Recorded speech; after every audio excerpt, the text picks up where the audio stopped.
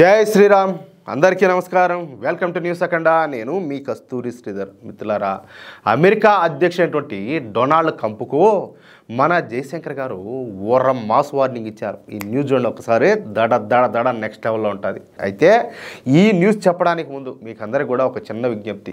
మన న్యూస్ అఖండ ఛానల్ నిర్వహణకు, అదేవిధంగా మన ఛానల్ను మరింత బలోపేతం చేసుకోవడానికి నెలలో ఒకసారి మీ శక్తి మేరకు ఆర్థిక సహకారం అందించాలని చెప్పేసి మిమ్మల్ని అందరినీ కూడా కోరుకుంటున్నా. అది ఎలా అయినా కావచ్చు, ఏ విధంగా అయినా కూడా కావచ్చు. ఈ స్క్రీన్ మీద వచ్చేసి క్యూఆర్ కోడ్ ఉంటుంది, దాన్ని స్కాన్ చేసైనా పంపించవచ్చు. ఆ కింద నెంబర్ ఒకటి ఉంది కదా, దాంట్లో గూగుల్ పే, పేటిఎం, ఫోన్పే అన్నీ ఉంటాయి అనమాట. వాటి ద్వారా అయినా పంపించవచ్చు. కామెంట్ బాక్స్లో వచ్చేసి అకౌంట్ డీటెయిల్స్ అవన్నీ కూడా ఉంటాయి, యూపీఐ ఐడి అంతా కూడా. ఆ విధంగా పంపించవచ్చు. ఒకవేళ ఏ విధంగా ట్రై చేసినా కూడా మీకు పేమెంట్ కాకపోతే అదే నెంబర్కి వాట్సాప్ ఉంటుంది, నాకు ఒకసారి మెసేజ్ చేయండి, ఓకేనా? సరే, ఇక్కడ ఇంకో విషయం ఏంటంటే, నేను పదే ఎన్నోసార్లు అడుగుతానే ఉన్నా, అయినప్పటికీ 1000లో ఒకరో ఇద్దరో మాత్రమే స్పందిస్తారు. ఎంత దారుణంగా ఉన్నదో పరిస్థితి ఒకసారి ఆలోచించండి. కొంతమంది అయితే 80 ఏళ్ళకు పైబడిన వాళ్ళు రిటైర్మెంట్ తీసుకొని వాళ్ళు ఏదో అంటే వాళ్ళ పనులు వాళ్ళు చేసుకునే వాళ్ళు, నాయన ఇదిగో మేము ఇదే చేయగలుగుతున్నాము, మేము రిటైర్మెంట్ తీసుకున్నాము, వచ్చే పెన్షన్ డబ్బుల్లో ఏదో మా శక్తి మేరకు చేస్తామని చెప్పేసి కొంతమంది కాల్ చేస్తూ ఉంటే ప్రాణం చచ్చిపోతుంది. వాళ్ళకు ఉండే బాధ్యత దేశం పట్ల మీకు లేకుండా ఎట్లా పోయింది? మీకు లేకుండా ఎట్టపోయింది అంటాలి.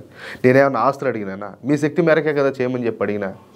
ఇప్పుడు నాకు ఎంత వీలైతుందో అంతవరకు నేను ఛానల్ కోసం నేను చేస్తున్నా. ఎందుకంటే మన ఛానల్ ద్వారా కొంతమందిలైనా కూడా మార్పు తీసుకురావాలనేసి. చాలామంది చాలా రకాలుగా మాట్లాడుతూ ఉంటారు.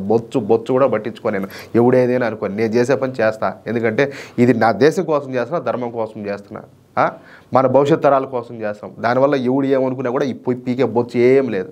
కాబట్టి మిత్రులారా, మీరు ఏదో చూసి చూడనట్టు వదిలేకుండా మీ శక్తి మేరకు ఏదో ఒకటి అయితే సాయం చేస్తారని చెప్పి ఆశిస్తున్నా. ఇక న్యూస్ విషయానికి వస్తే, మన దేశ విదేశాంగ శాఖ మంత్రి అయినటువంటి జయశంకర్ గారి గురించి నేను ఇప్పటికే చాలాసార్లు చెప్పిన. ఈయన మొదట మన ఇండియన్ ఫారిన్ సర్వీస్లో ఉద్యోగం చేశారు. అలాగే అనేక దేశాలకు రాయబారిగా కూడా పనిచేశారు. అత్యంత నమ్మకమైనటువంటి వ్యక్తి అనమాట. చూడడానికి చాలా సింపుల్గా సాదాసీదాగా కనపడతా ఉన్నప్పటికీ కూడా మాటలు మాత్రం కరుగ్గా ఉంటాయి. మన దేశ ప్రయోజనాల విషయంలో ఎవరిని కూడా లెక్క చేయని మనస్తత్వం మన జయశంకర్ గారి సొంతం అనమాట.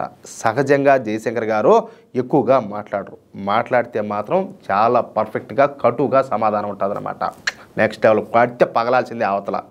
అసలు మన దేశంలో విదేశాంగ శాఖ మంత్రికి ఇంతకు ముందు వరకు పెద్దగా విలువ ఉండేది కాదు. విదేశాంగ శాఖ మంత్రిని మన దేశంలో రబ్బర్ స్టాంప్ అని చెప్పి పిలుస్తూ ఉన్నారు. అర్థమవుతుందా? ఏమని? రబ్బర్ స్టాంప్ అని. అంటే ఎదుటోళ్ళ చేతులు వీళ్ళు కీలుబొమ్మ అని అర్థం అన్నమాట.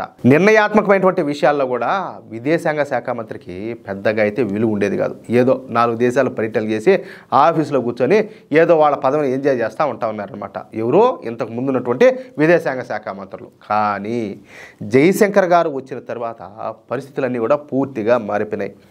మన ప్రధాని నరేంద్ర మోడీ గారు ఇప్పుడు ఏ నిర్ణయం తీసుకోవాలన్నా కూడా మన దేశ విదేశాంగ శాఖ మంత్రి అయినటువంటి జయశంకర్ గారిని సంప్రదిస్తారు. అసలు ఒక దేశ విదేశాంగ శాఖ మంత్రి ఎలా ఉండాలో ప్రపంచానికి నేర్పిన వ్యక్తి జయశంకర్ గారు. అందుకే జయశంకర్ గారు అంటే యూరప్ దేశాలతో సహా అమెరికా కూడా హడలట్టే, మామూలు కూడా కాదు. అందుకే ఆయనతో నేరుగా ఈ దేశాల ప్రతినిధులు పెద్దగా మాట్లాడరు.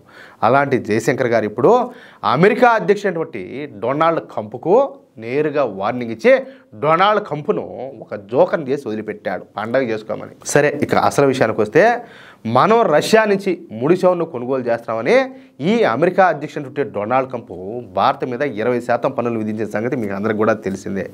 అంతేకాకుండా ఈ మధ్య ఈ డొనాల్డ్ ట్రంప్ మళ్ళీ మాట్లాడుతా రష్యా నుంచి మళ్ళీ భారత ముడి చమురును కొనుగోలు చేస్తే ఆ 20% పన్నులను డబుల్ చేస్తానని మన భారత ప్రభుత్వాన్ని బెదిరించే ప్రయత్నం చేశాడు. అంటే 50% పన్నులు వేస్తానని.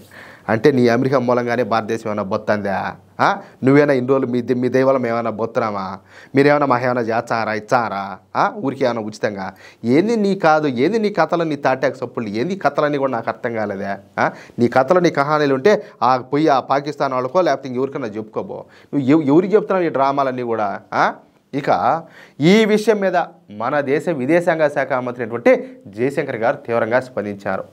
ఢిల్లీలో జరిగినటువంటి ఒక సెమినార్లో మన జయశంకర్ గారు మాట్లాడుతా, మాది పూర్తిగా సర్వస్వతంత్ర దేశం, మా దేశాన్ని అదిరించాలనో బెదిరించాలనో చూస్తే ఏమాత్రం కూడా ఊరుకునేదిలే. మాది విలువలకు కట్టుబడి ఉన్నటువంటి దేశం. మా దేశం లాగానే అన్ని దేశాలు కొన్ని సాంప్రదాయాలను అయితే పాటిస్తూ ఉంటాయి.